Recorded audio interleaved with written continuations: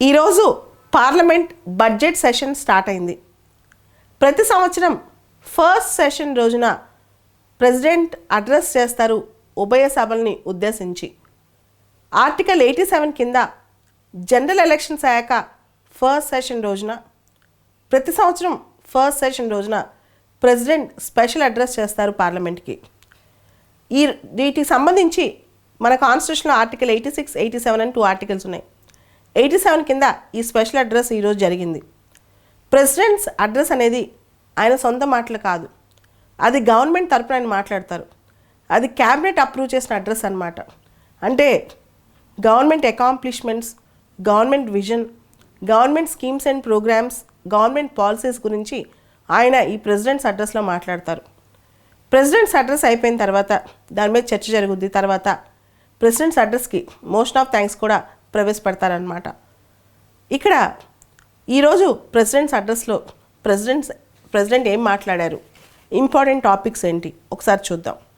ఎందుకంటే presidents address అనేది మన సిలబస్లో లేకపోయినా మనం ఆయన మాట్లాడే ప్రతి మాట మనం తెలుసుకుంటే అద్భుతమైన ఆన్సర్స్ రాయొచ్చు మెయిన్స్లో, ప్రిలిమ్స్లో. ఫస్ట్ ఆయన చెప్పింది ఏంటంటే, I bow down to the India's freedom fighters.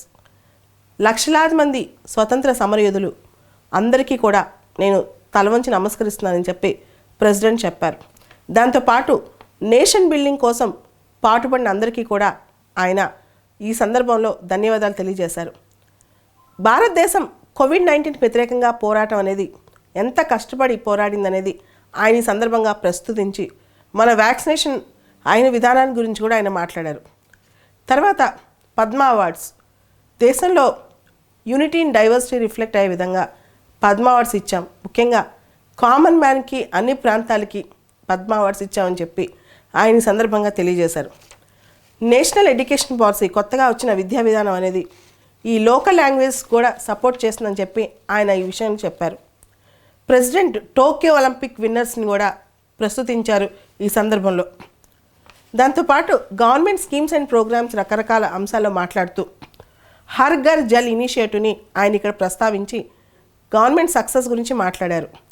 6 కోట్ల గ్రామీణ కుటుంబాలకు ఈ హర్ ఘర్ జల్ ఇనిషియేటివ్ హెల్ప్ చేసిందని ఆయన ఈ సందర్భంగా చెప్పారు.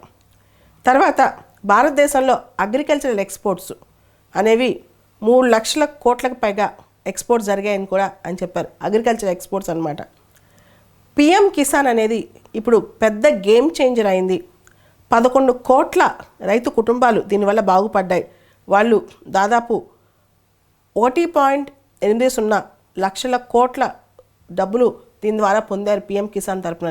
అంటే 11 కోట్ల కుటుంబాలు, గ్రామీణ కుటుంబాలు, వ్యవసాయ కుటుంబాలు, దాదాపు 1.80 lakh crore ఆ కుటుంబాలకు వచ్చాయని కూడా ఆయన ఈ దిశగా చెప్పారనమాట. భారతదేశంలో ఉమెన్ ఎంపవర్మెంట్, మహిళా సాధికారత గురించి కూడా ఆయన ఇక్కడ ప్రస్తావించారు. ఉజ్వల యోజన, బేటీ బచావో బేటీ పడావో ఇవన్నీ కూడా మన నారీ శక్తికి దోహదపడుతున్నాయని. సివిల్ సర్వీసెస్లో కెపాసిటీ బిల్డింగ్, దానికి సంబంధించి మిషన్ కర్మయోగిని లాస్ట్ ఇయర్ గవర్నమెంట్ లాంచ్ చేసింది. సివిల్ సర్వెంట్స్కి కెపాసిటీ బిల్డింగ్, దానికి సంబంధించి కూడా ప్రెసిడెంట్ ఈ దిశగా చెప్పారనమాట. యోగా, ఆయుర్వేద వంటి అంశాలు కూడా ఈ స్పీచ్లో ప్రస్తావించారు. మేక్ ఇన్ ఇండియా డిఫెన్స్లో కూడా ఇండియా తీసుకొస్తుందని చెప్పి కూడా ఆయన ప్రస్తావించారు. భారతదేశంలో మల్టీ మోడల్ ట్రాన్స్పోర్ట్ సంగతి చెప్తూ ప్రధానమంత్రి గతిశక్తి అభియాన్, అంటే గతిశక్తి మల్టీ మోడల్ ట్రాన్స్పోర్ట్ సంబంధించి రైల్వేస్ కానీ ఎయిర్పోర్ట్స్ కానీ అన్నిటి గురించి ఆయన ప్రస్తావించారు.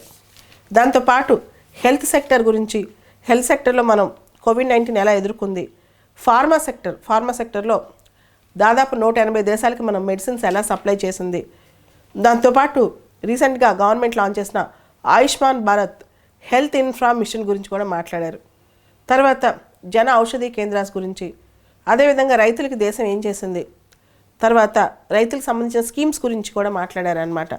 సో దీనిలో కిసాన్ సమ్మాన్ నిధి యోజన ఒకటి, ఫసల్ బీమా యోజన, కృషి ఇన్ఫ్రా ఫండ్, తర్వాత ఆత్మనిర్భర్ భారత్, దానికి సంబంధించి ఆత్మనిర్భర్లో కృషి ఎకోసిస్టమ్ ఎలా క్రియేట్ చేసింది, వీటన్నిటి గురించి కూడా ప్రెసిడెంట్ ప్రస్తావించారు. ఓవరాల్గా సైనిక్ స్కూల్స్లో, తర్వాత నేషనల్ డిఫెన్స్ అకాడమీలో ఎన్డీఏలో ఉమెన్ ఎలా పైకి తీసుకొస్తున్నాం, 33 సైనిక్ స్కూల్స్లో ఉమెన్ ఎలా ఓపెన్ చేస్తాం, దాంతోపాటు జెండర్ ఈక్విటీ, పెళ్లి వయసు పెంచి అమ్మాయిలు కూడా 21 చేసినట్టు మొత్తం ఈ విషయాలన్నీ కూడా ప్రెసిడెంట్ ప్రస్తావించారు. ఓవరాల్గా ఈ స్పీచ్ మొత్తం గవర్నమెంట్ పాలసీస్ మీద, గవర్నమెంట్ విధి విధానాల మీద సాగింది. ఈ స్పీచ్ డాక్యుమెంట్ PIBలో మిగతా వెబ్సైట్లో మీకు దొరుకుద్ది. ఈ డాక్యుమెంట్ కనుక చదివితే దీనిలో స్కీమ్స్ అండ్ పాలసీస్ గురించి డీటెయిల్ రీసెర్చ్ చేస్తే మీరు మెయిన్స్లో, ఇంటర్వ్యూలో, ఈవెన్ ఫిలిమ్స్లో కూడా దీనిలో క్వశ్చన్స్ వచ్చే అవకాశం ఉంది.